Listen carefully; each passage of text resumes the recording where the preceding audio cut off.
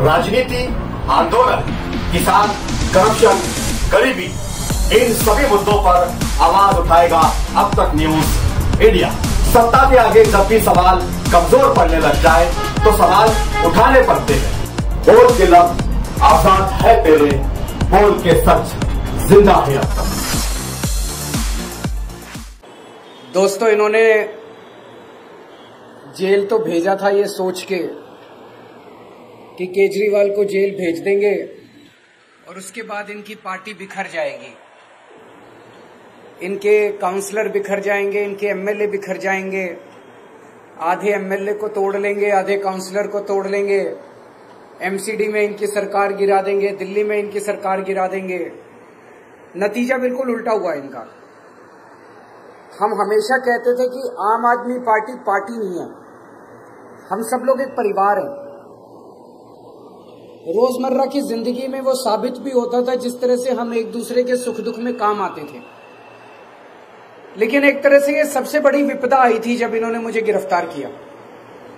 तो दो चीजें हो सकती थी, एक ये कि हम सारे मायूस होकर इधर उधर बिखर जाते, लेकिन वो नहीं हुआ। दूसरी बात हुई, उस क्राइसिस का हमने मिलकर डट के मुकाबला किया और उस क्राइसिस ने परिवार को और ज्यादा एकजुट कर दिया, इकट्ठा कर दिया। जिस मकसद से उन्होंने जेल में डाला था उसका बिल्कुल उल्टा हो गया।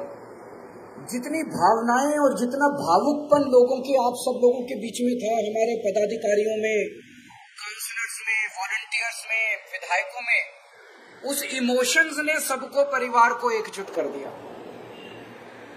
हमारे कई लोगों को इन्होंने तोड़ने की कोशिश की, काउंसलर्स को तोड़ने की कोशिश की, एमएलए को तोड़ने की कोशिश की, कोई नहीं टूटा, कोई नहीं टूटा। पूरे देश के अंदर मिसाल खड़ी कर दी आप लोगों ने। पूरे देश में लोग कह रहे हैं कि दूसरी पार्टी वाले तो यूं टूट जाते हैं। कई लोग तो ऐसे हैं, कई जगह से खबर आ रही है कि फलानी पार्टी के चुनाव के पहले ही छोड़ के उधर चले गए।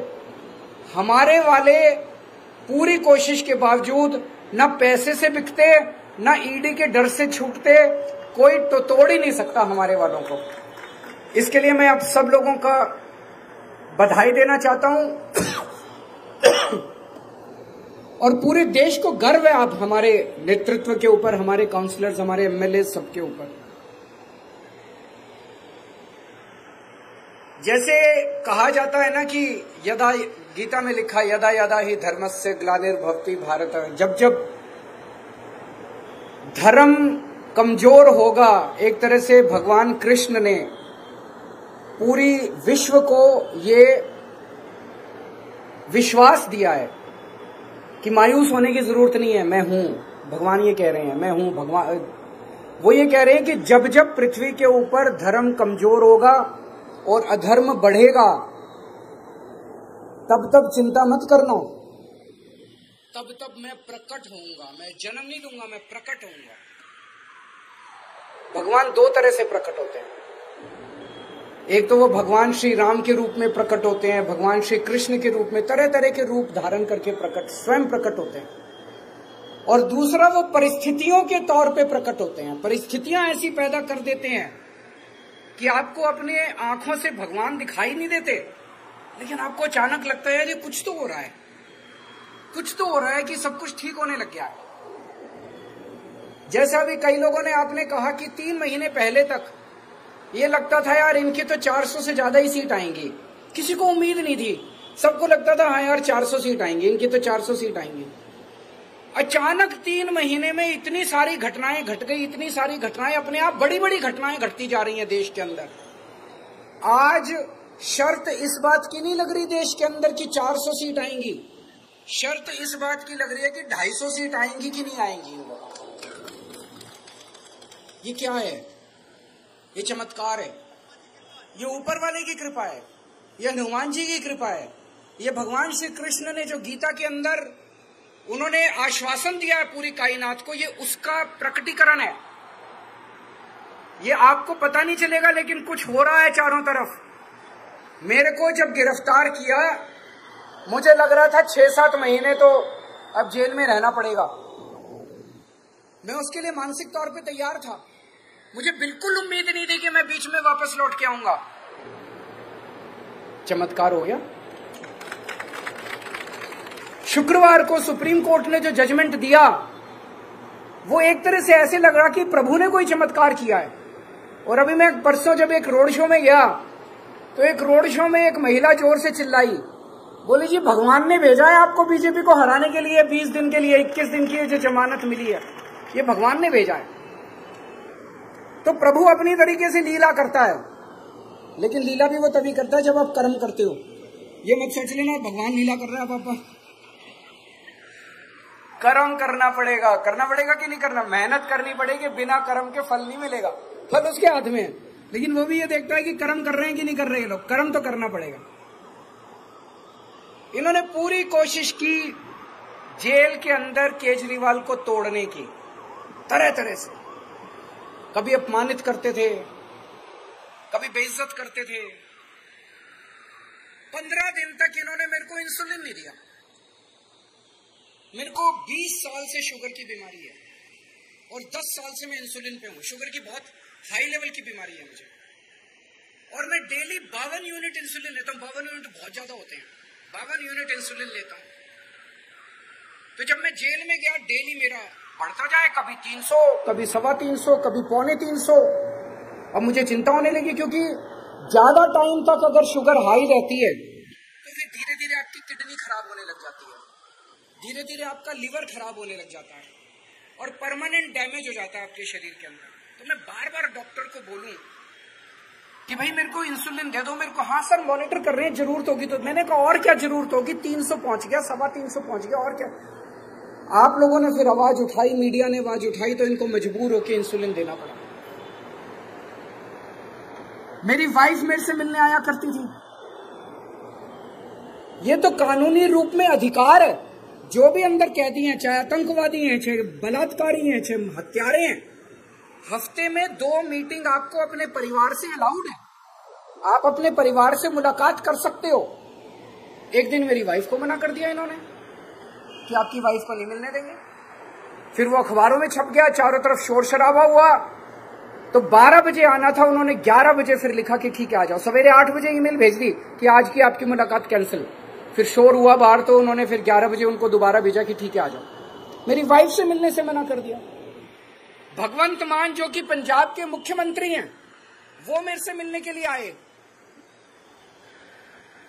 जेल मैनुअल में लिखा हुआ है कि अगर जेल सुपरिटेंडेंट चाहे और अगर कैदी का बर्ताव ठीक है तो उनको कमरे के अंदर आमने सामने बैठ के इज्जत के साथ मिलवाया जा सकता है।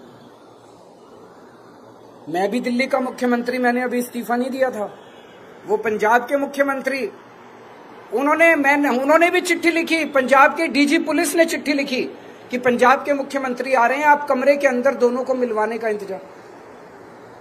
उन्होंने जाली जो जेल है, जेल की जाली जो आप पिक्चरों में देखते हो, जाली के उस पार भगवंत मान और जाली के इस पार, तो बेइज्जती कर रहे थे। और इसका मेरे को क्या फर्क पड़ता है, हम वैसे बात कर ली हमने। लेकिन उनका मकसद केवल अपमानित करना था, उनका मकसद केवल बेइज्जत करना था। मेरे सेल में 2-2 सीसीटीवी कैमरे लगा रखे थे। मैं कितने बजे उठता हूं, कितने बजे लेटता हूं, कितने बजे खाना खाता हूं, क्या टीवी चैनल देखता हूं, एक मिनट की 13 अफसरों के कमरे में 13 ऑफिसर्स मेरे सीसीटीवी कैमरे की वो चलती थी टीवी के ऊपर मेरे से। तो 13 लोग मॉनिटर करते थे। रात को मैं कितने बजे उठता हूं, 3 बजे उठे ये बाथरूम करने के लिए, एक मॉनिटर होती थी। और बता रहे हैं कि प्रधानमंत्री कार्यालय को एक उन्होंने फीड दी हुई थी। मेरे सीसीटीवी कैमरे को मोदी जी मॉनिटर कर रहे थे कि केजरीवाल कितने बजे। क्यों? वो ये देखना चाहते थे केजरीवाल टूटा तो नहीं, केजरीवाल डिप्रेशन में तो नहीं है। मैं उनको कहना चाहता हूं मेरे ऊपर भगवान हनुमान जी का आशीर्वाद है, बजरंग बली का आशीर्वाद है। ऐसे नहीं टूटने वाला केजरीवाल, ऐसे नहीं टूटने वाला केजरीवाल। इनको लगता है यूं ही टूट जाएगा, ऐसे नहीं टूटने वाला केजरीवाल। बड़ी तो एक तरह से एक खुंदक निकाल रहे थे पर्सनली। ये कोई भ्रष्टाचार का केस थोड़ी है। पता नहीं क्या खुंदक पाल रखी है मोदी जी ने मेरे खिलाफ, आम आदमी पार्टी के खिलाफ। वो क्रश करना चाहते हैं आम आदमी पार्टी को। लेकिन मोदी जी भगवान तो नहीं है ना, भगवान तो है, वो हमारे साथ है, भगवान हमारे साथ है।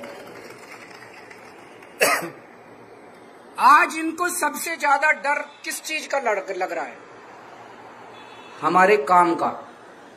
आज अगर हमने अच्छे काम नहीं किए होते दिल्ली में, ये 2 मिनट में हमें क्रश कर सकते थे। आज हमने अच्छे काम किए, ये टीवी चैनल वाले ही मैं देखा करता था अंदर सेल में बैठ के टीवी पे, जहां सड़क पे जाते थे टीवी चैनल वाले, जिससे पूछते थे सब यही कहते थे स्कूल अच्छा कर दिया, उसको जेल में नहीं डालना चाहिए था। यार उन्होंने अच्छा काम किया, उनको जेल, यही कहते हैं ना, पहली लाइन होती है काम अच्छा किया है इसलिए जेल में नहीं डालना चाहिए था।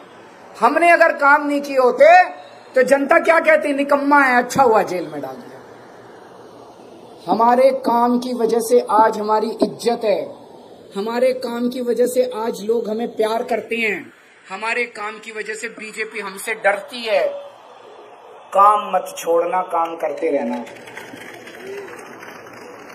अपने अपने इलाके में एमसीडी का सबसे बड़ा काम है साफ सफाई, साफ सफाई पे लगे रहना, वो मत छोड़ देना किसी भी हालत में, नहीं तो मेरे दिल को तकलीफ होगी। पक्की बात, साफ सफाई पे खूब ध्यान रखना। इनका मकसद है कुछ भी करके, इन्होंने मनीष को जेल में डाल दिया सोच के कि मनीष जेल जाएगा तो स्कूल बंद हो जाएंगे, होने नहीं दिया हमने, आतिशी ने संभाल लिया। इन्होंने सत्येंद्र जैन को जेल में डाल दिया ये सोच के कि मोहल्ला क्लिनिक बंद हो जाएंगे, अस्पताल बंद हो जाएंगे, होने नहीं दिया हमने। अब इन्होंने केजरीवाल को जेल में डाल दिया कि दिल्ली बंद हो जाएगी, होने मत देना दिल्ली, चाहे केजरीवाल को जितने साल भी जेल जाना चाहिए।